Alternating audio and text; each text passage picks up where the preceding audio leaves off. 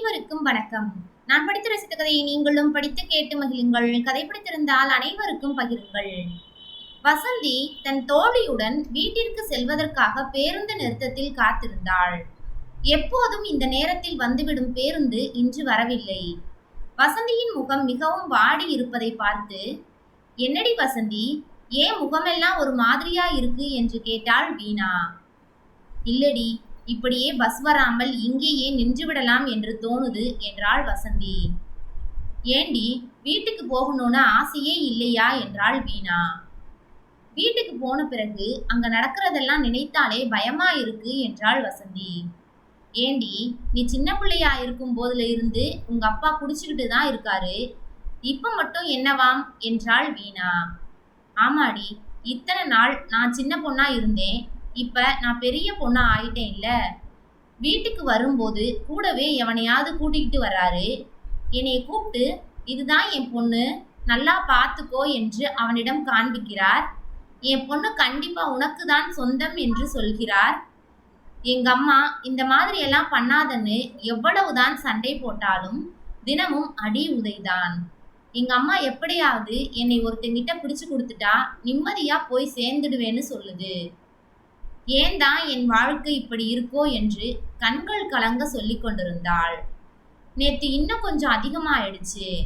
எங்க அம்மா சண்டை போடும்போது அவர் வீட்டில இருந்த அரிவாளை எடுத்து ஓங்கிட்டாரு. அம்மாவை வெட்டி இருந்தா நான் இந்நேரம் எங்க போய் நிக்கிறது? அப்பா இல்லைனா கூட பரவாயில்லைன்னு தோணுது என்றாள் வசந்தி. அதெல்லாம் ஒன்றும் ஆகாதடி, நீ படிக்கிறதுல கவனத்தை செலுத்து, ஒரு வேலை கிடைச்சிட்டா வாழ்க்கையே நிம்மதியா மாறிவிடும் என்றாள் வீணா. வீணாவும் வசந்தியும் போட்டித் தேர்வுகளில் வெற்றி பெறுவதற்காக தீவிரமாக படித்து கொண்டிருந்தனர்.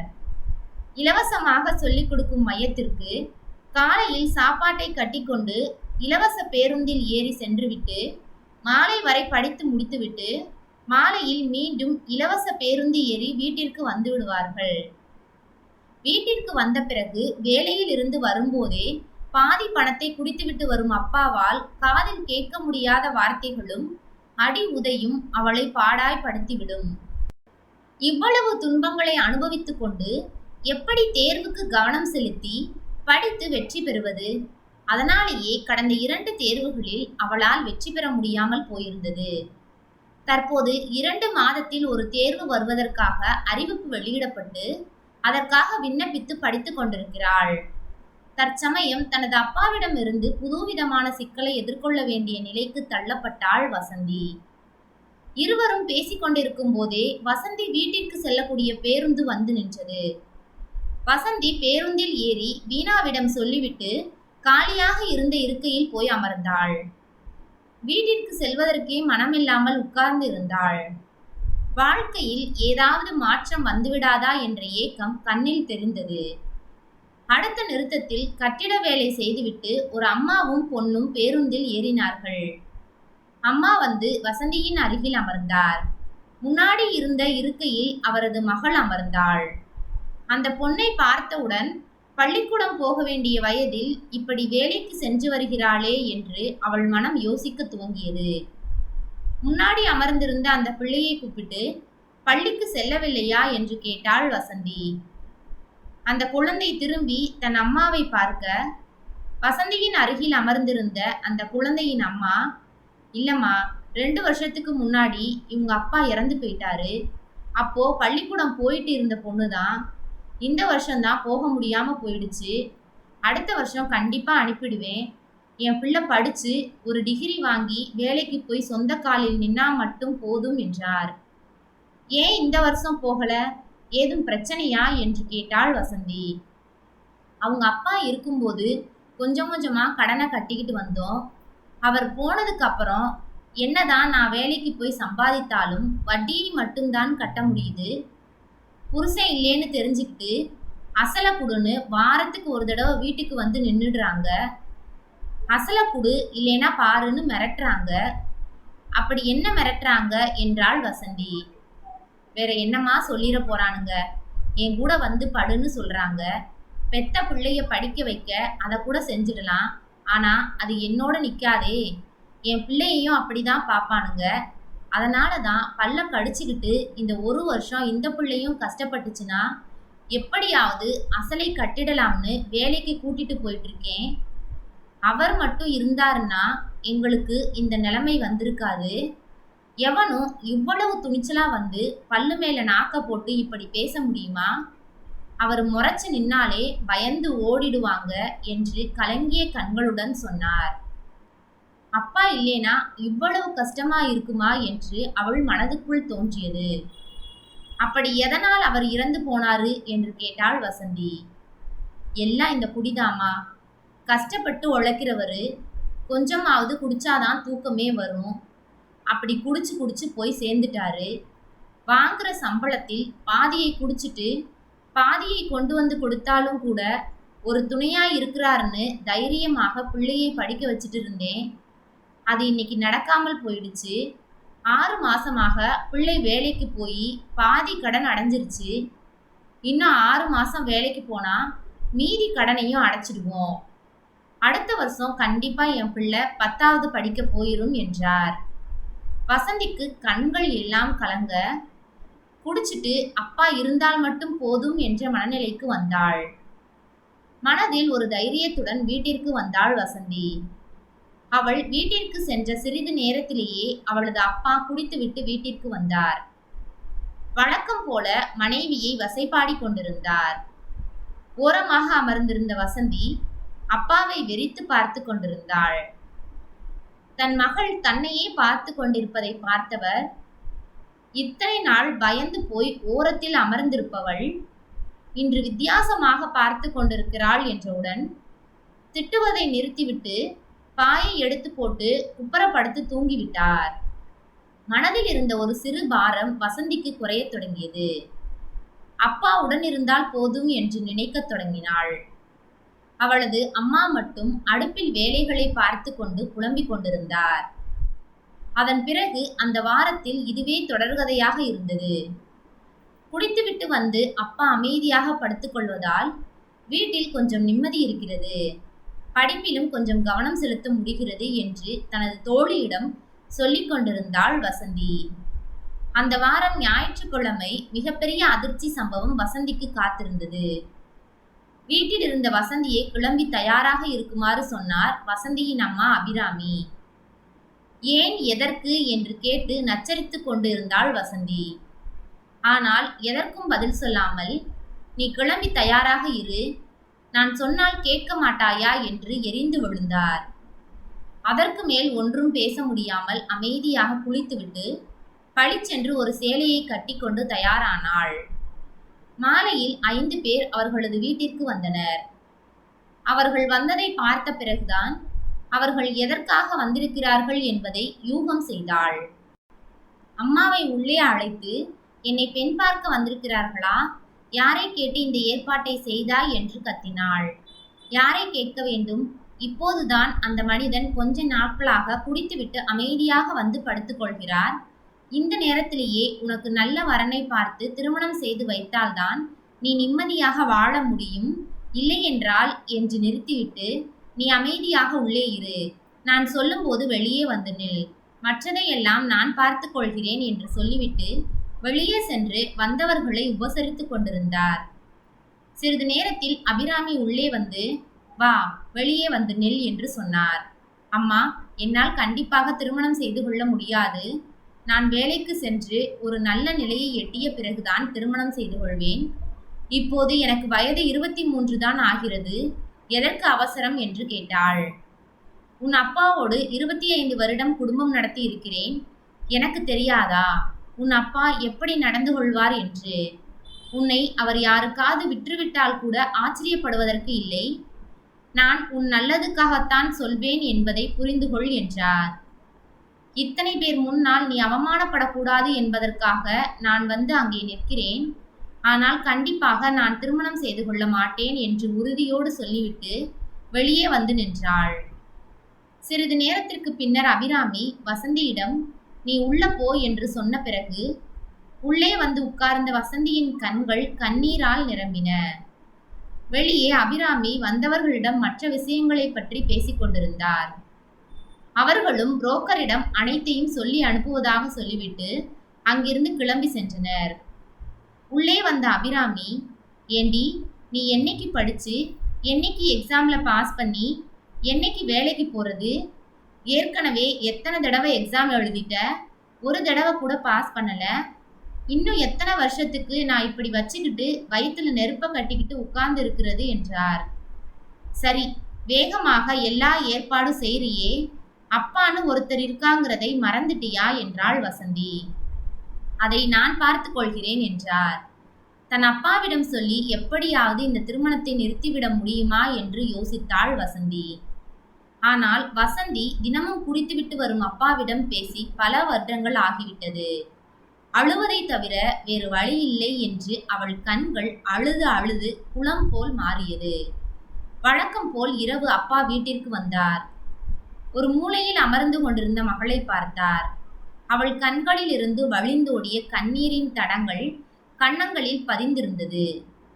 தன் மகளின் அருகில் சென்றார் சசிதரன். அப்பா அருகில் வருவதை உணர்ந்தவள் வேகமாக கண்களை துடைத்து கொண்டு காலை மடக்கி உட்கார்ந்தாள். அருகில் வந்து எதற்காக அழுகிறாய் என்று கேட்டார். குடித்துவிட்டு வரும் அப்பாவின் மேல் எப்போதும் வரும் ஒரு கெட்ட வாடை அவர் இவ்வளவு மிக அருகில் வந்தும் இல்லாததை உணர்ந்தவள், அப்போ அப்பா கடந்த 4-5 நாட்களாகவே குடிக்காமல் தான் வீட்டுக்கு வந்து கொண்டிருக்கிறாரா என்று யோசித்தாள். யோசித்துக் கொண்டிருக்கையில் சசிதரன் எதற்காக அழுது இப்படி முகமெல்லாம் வீங்கி இருக்கிறது என்று மீண்டும் கேட்டார். குடித்துவிட்டு வந்து பேசாமல் படுத்துக்கொள்ளும் இந்த ஆள் என்ன இப்படி மகள் அருகில் சென்று எதையோ உளறிக் கொண்டிருக்கிறான் என்று நினைத்த அபிராமி, பேசாம வந்து படுக்க வேண்டியதான, அந்த பிள்ளைகிட்ட போய் என்னத்த பேசிட்டு இருக்கீங்க என்றாள்.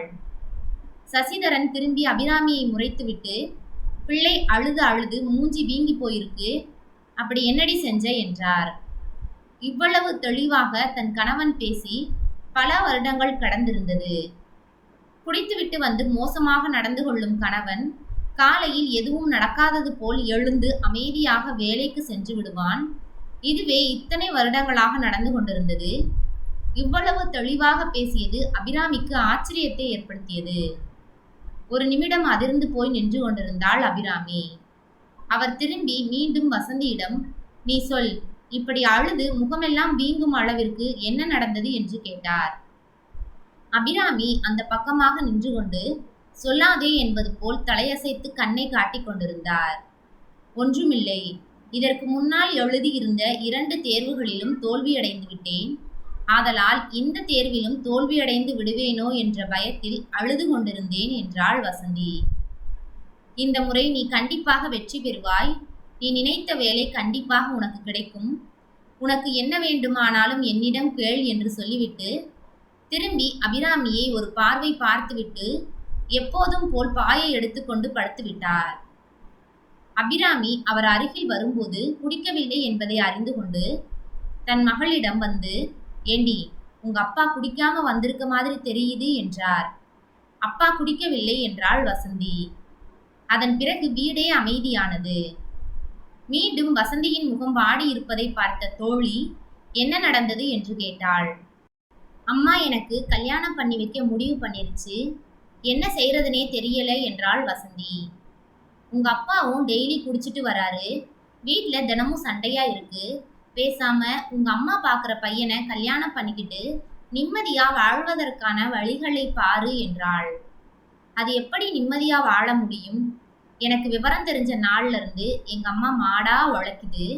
அதை நிம்மதியா உட்கார வைத்து ஒரு வேளை கஞ்சி ஊத்தாம எப்படி விட்டுட்டு போக முடியும் என்றாள் வசந்தி. சரி விடு, உங்க அப்பா குடிச்சிட்டு முன்னாடியெல்லாம் வந்து பிரச்சனை பண்ணிக்கிட்டு இருந்தாரு. இன்னைக்கு அந்த பிரச்சனை இல்லாம போயிடுச்சு. அதே மாதிரி இந்த பிரச்சனையும் காணாமல் போய்விடும். நீ படிக்கிறதுல மட்டும் கவனத்தை வை. இன்னும் 2 மாதம்தான் இருக்கு என்றாள் தோழி. ஆனால் அவள் வீட்டிற்கு செல்ல மற்றும் ஒரு பேரிடி அவளுக்கு காத்து கொண்டிருந்தது. அபிராமி வசந்தியிடம், உன்னை பொண்ணு பார்த்துட்டு போனவங்க பிடிச்சிருக்குன்னு சொல்லிட்டாங்க. அடுத்த மாதமே கல்யாணத்தை முடித்து விடலாம். உன் அப்பா வந்தவுடனே அவர்கிட்ட ஒரு வார்த்தை சொல்லிட்டு கல்யாணத்தை முடித்து விடலாம் என்றார் அபிராமி. வசந்தி என்ன சொல்வதென்றே தெரியாமல் அமைதியாக மூலையில் உட்கார்ந்தாள். வேலை முடிந்து வீட்டிற்கு வந்த சசிதரன் மகளின் முகத்தை பார்த்துவிட்டு மகளின் அருகில் சென்று என்னவென்று விசாரித்தார். வசந்தி சொல்வதற்கு முன்பாக அபிராமி சசிதரனிடம், வசந்தியின் போட்டோவை பார்த்துவிட்டு பிடிச்சிருக்குன்னு சொல்லி இருக்காங்க, அடுத்த மாதமே கல்யாணத்தை முடிச்சிடலாம்னு சொல்றாங்க, நானும் அதான் சரின்னு யோசிக்கிறேன், அதைத்தான் அவகிட்ட சொன்னேன், அதுக்கு தான் அவ அப்படி உட்கார்ந்துருக்கா என்றாள் அபிராமி. சசிதரன் நிமிர்ந்து பார்த்து அபிராமியிடம், அதெல்லாம் இப்போதைக்கு வேண்டாம், என் மகள் கண்டிப்பாக வரக்கூடிய தேர்வில் வெற்றி பெற்று விடுவாள் என்று சொல்லிவிட்டு தன் வேலையை பார்க்க ஆரம்பித்தார். குடித்துவிட்டு வந்திருந்தால் கூட எதிர்த்து சண்டை போடலாம். இவ்வளவு நிதானமாக பேசும் அவரிடம் எப்படி பேசுவது என்று தெரியாமல் அமைதியாக இருந்தாள் அபிராமி. 2 வாரம் ஓடியது. வசந்தி நிம்மதியாக தன்னுடைய படிப்பில் கவனத்தை செலுத்திக் கொண்டிருந்தாள். ஆனாலும் அவளுக்கு மனதில் ஏதோ ஒன்று உறுத்தி கொண்டே இருந்தது. தினந்தோறும் குடித்து கொண்டு வரும் அப்பா குடிப்பதை நிறுத்தியது போல் தெரிகிறது. என்ன நடந்திருக்கும்? உண்மையிலேயே குடிப்பதை நிறுத்திவிட்டாரா? அவரிடம் பேச வேண்டும் என்று யோசித்தாள். அன்று ஞாயிற்றுக்கிழமை. காலையில் வெளியே கிளம்பிக் கொண்டிருந்த அப்பாவிடம், குடியை நிறுத்திவிட்டீர்களா என்று கேட்டாள் வசந்தி. ஆமாம், இப்பெல்லாம் குடிக்கிறதே இல்லை என்றார் சசிதரன். எதனால விட்டீங்க என்று கேட்டாள். சொல்ல ஆரம்பிக்கும் போதே சசிதரனின் கண்கள் எல்லாம் கண்ணீரால் நிரம்பின. நிறைய பேரோட உட்காந்து குடிச்சிட்டு இருப்போம். அப்போ யாராவது சரக்கு வாங்கி கொடுத்தா, உனக்கு கண்டிப்பா என் பொண்ணை கட்டி தருவேன், அப்படி இப்படின்னு உளறிக்கிட்டு இருப்பேன். அப்படி அன்னைக்கு ஒரு நாள் எனக்கு சரக்கு வாங்கி கொடுத்தானுங்க. உங்க பொண்ணை கட்டி கொடுங்கன்னு கேட்டிருந்தா கூட நான் இந்த குடியை நிறுத்தி இருக்க மாட்டேன். ஆனா அவ இன்னும் நிறைய பணம் உங்களுக்கு கொடுக்குறேன், ஒரு நாள் மட்டும் எனக்கு உங்க பொண்ணை ஏற்பாடு பண்ணி கொடுங்கன்னு கேட்டான். கோபத்துல எந்திரிச்சு அவனை அடிக்க போனேன். அவனுங்க 5 பேரு திருப்பி அடிச்சு தள்ளி விட்டுட்டானுங்க. எதிர்த்து பேச முடியல. அமைதியா அங்க இருந்து கிளம்பி வந்துட்டேன். அப்ப முடிவு பண்ணுனேன், இனிமே இந்த குடியை தொடுவதில்லைன்னு. நான் குடிக்கிறதால என்னோட மான மரியாதை கெட்டது மட்டும் இல்லாமல் என் மனைவி என் மகளோட மரியாதையும் இல்லாம போயிடுச்சு. இனிமேல் நான் எப்பவும் குடிக்கவே மாட்டேன் என்றார் சசிதரன். வசந்தி அப்பா சொன்ன விஷயங்களை அம்மாவிடம் சொல்லி கண் கலங்கினாள். மேலும், அம்மா, நான் இந்த எக்ஸாம்ல எப்படியும் பாஸ் பண்ணிடுவேன், நீ திருமணத்தை பத்தியெல்லாம் பேசாத என்று சொன்னாள் வசந்தி. இந்த மனுஷன் இப்படி இருந்தா நான் ஏன் அவசர அவசரமா ஒருத்தனுக்கு கல்யாணம் முடிச்சு வைக்க போறேன் என்று கண் கலங்க சொன்னார். வீட்டில் நிம்மதி குடிகொண்டது. 2 மாதத்தில் நடைபெற்ற தேர்வில் தேர்ச்சி பெற்றாள். அதன் பிறகு 3 மாதத்தில் வேலைக்கு செல்ல ஆரம்பித்தாள். வேலைக்கு சென்றதும் தன் தாய் வேலைக்கு செல்லக்கூடாது என்று கண்டிப்பாக கூறினாள் வசந்தி. 2 வருடங்களில் கொஞ்சம் கொஞ்சமாக வீட்டின் பொருளாதாரம் உயர்ந்து நிம்மதி கிடைத்தது. அபிராமியும் சசிதரனும் தன் மகளுக்கான நல்ல வாழ்க்கையை அமைத்துக் கொடுப்பதற்காக வரன் தேட ஆரம்பித்தனர். நன்றி. கதை பிடித்திருந்தால் லைக் பண்ணுங்க, ஷேர் பண்ணுங்க, சப்ஸ்கிரைப் பண்ணுங்க. உங்களுடைய கருத்துக்களை கமெண்ட் பாக்ஸில் தெரிவிக்கவும். தங்கள் ஆதரவிற்கு நன்றி.